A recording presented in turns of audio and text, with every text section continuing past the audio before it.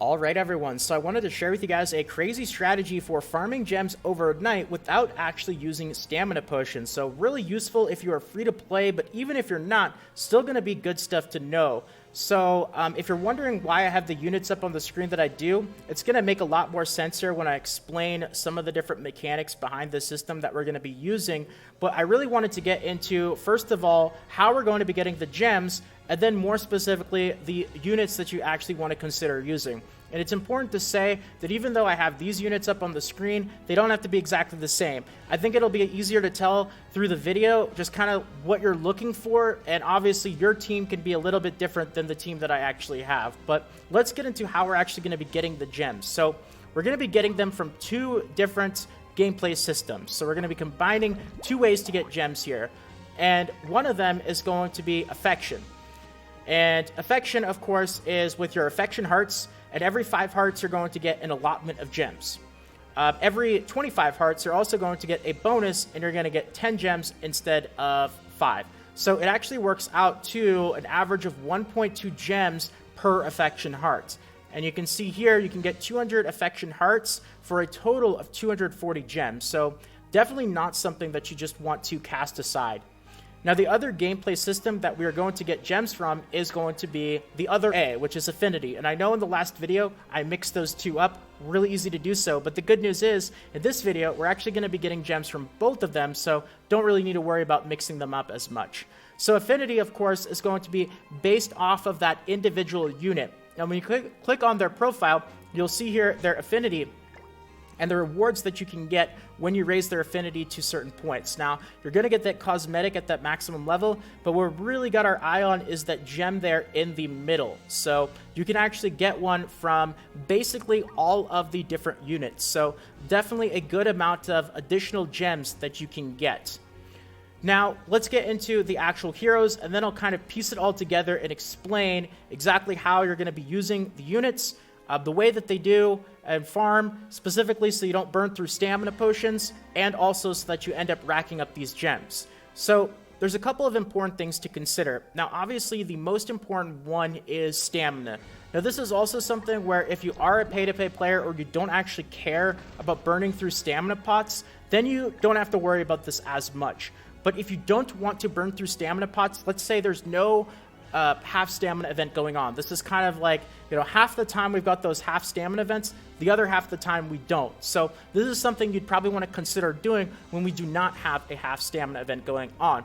And of course, if you're free to play, you probably don't want to burn through your stamina pots when we don't have a half stamina event going on. So what you're going to want to do is, obviously, we're going to try to farm at roughly the same speed that we are regenerating our stamina naturally. Now, I say roughly, it does not have to be exact.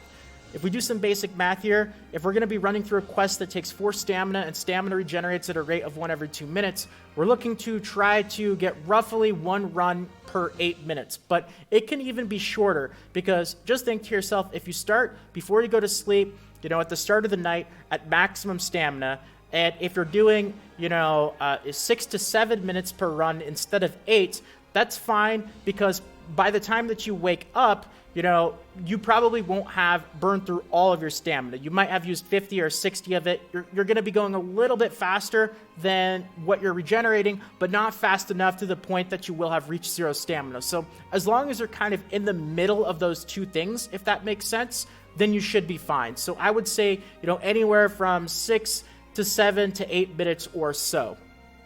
Now, why the actual specific units that I have up on the screen? Now, this actually has to go back to affinity and affection.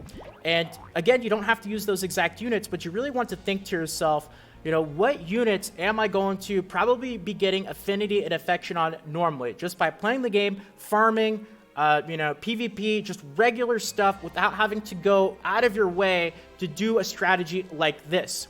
Now, something important that I personally considered is affection turn-ins, and this is really something that I actually focused a lot on in the video yesterday.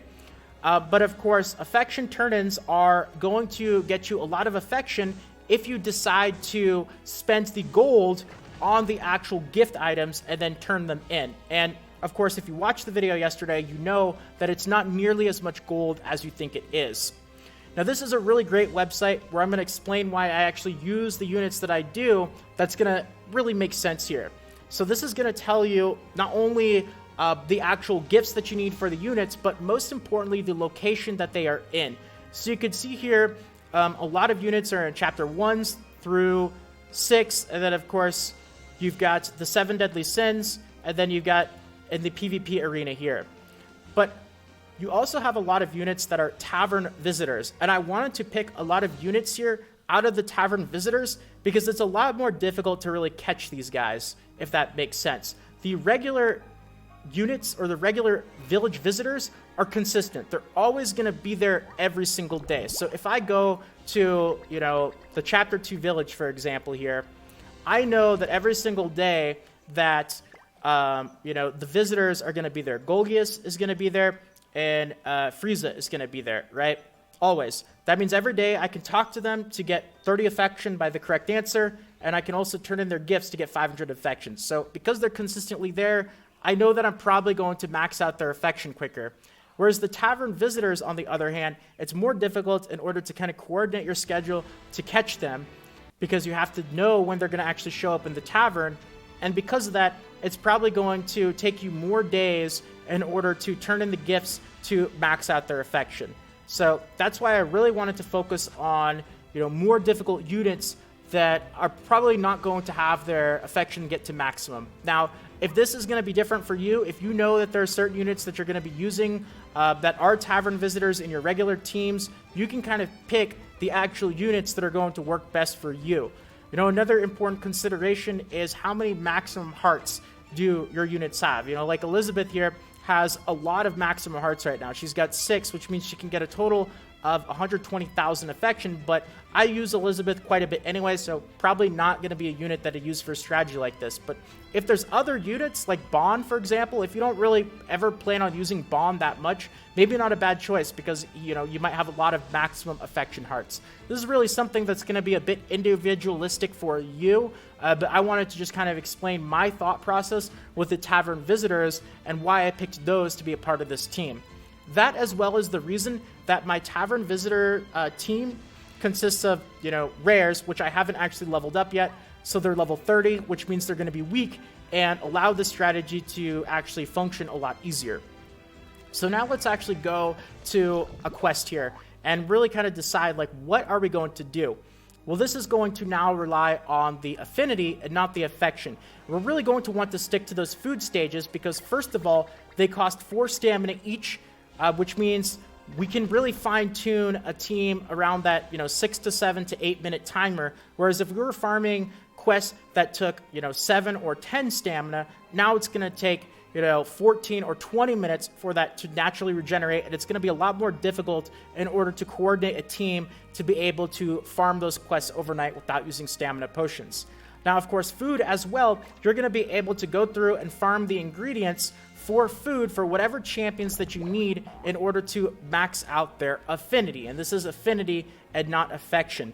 So you can kind of go around and mix this up and see what ingredients you need for what champions you need in order to get their gems through affinity. So we're combining actual farming on certain champions to get their affection hearts, which is going to give us gems. And we're also farming the actual food itself in order to get the ingredients to make the food for the affinity. So you can see how we're using 2 different gameplay systems to farm gems overnight.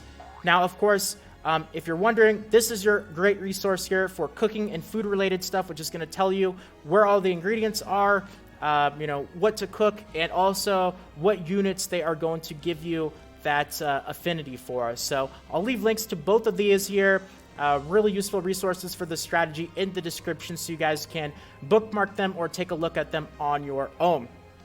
Now, the last thing that I want to leave off here is heading into whatever food quest that we decide to do. Obviously, on the easy difficult, we want to try to coordinate as close to a 6 to 7 to 8 minute runtime as we can. So a few very, very important notes is you are going to want to tweak around with your settings here. Probably going to want to have your play speed on low. You're probably also going to want to turn your animations back on. right? So normally you probably have them off to speed up your farming, but if you want to slow down your runs to farm without using your stamina potions, you're probably going to want to turn your animations back on. And also, very importantly, when you actually get back into the quest here, and I'm just going to head in here really quickly as an example to show you. Probably going to actually head out of this quest, though, because I don't want to add extra time to the video that I don't need to. But make sure as well that, you coordinate with your double speed here. This is a big one. Just turning this off is automatically going to slow your runs down a tremendous amount. So you can kind of mix and match a combination of all those different things to tweak your run best you can with the team that you're using to be as close to that natural stamina regeneration rate of 6 to 7 to 8 minutes or so. Now, again, if you are pay to play and you don't care about stamina potions, you can even do this faster.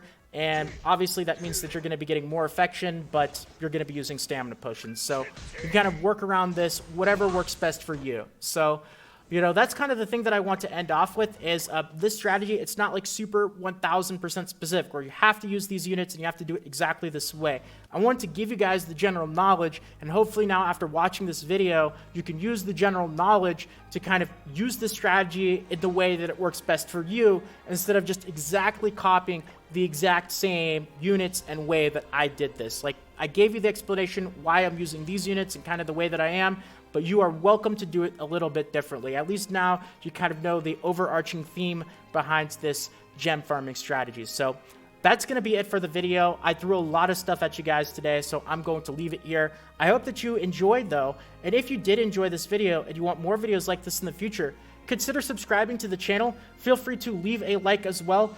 I have other 7 Deadly Sins Grand Cross Global videos on the channel as well. Especially consider checking out the video from yesterday, as well as the video that gets more into the specifics about overnight farming without using stamina potions if you're still a bit confused about that. But that's it for now, and I'm going to leave it here. So thanks for watching, everyone. Take care, and until next time, this is Salt of the Salty Guild, signing out.